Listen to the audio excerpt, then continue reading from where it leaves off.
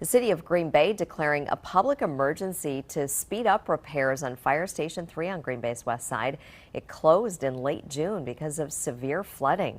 Mary Piacenti is live there at Fire Station 3 on Shawano Avenue this morning with what's at stake at tonight's Common Council meeting. Mary, what can you tell us? Tammy, the city is asking the Department of Public Works for $50,000 for some pressing renovations needed here at Station 3.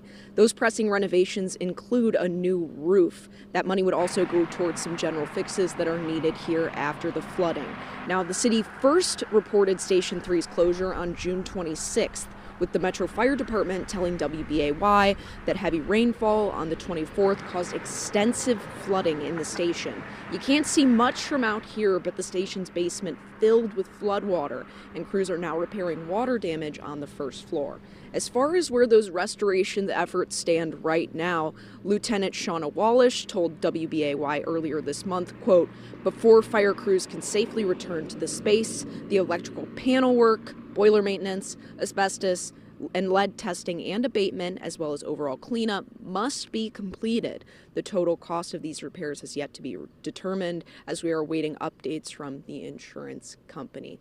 Now, the city says that emergency response times have not been impacted by the station's closure, as all of the firefighting personnel were moved to nearby stations right after the closure. But the city is still adamant that the station needs to reopen and are really pushing for that soon.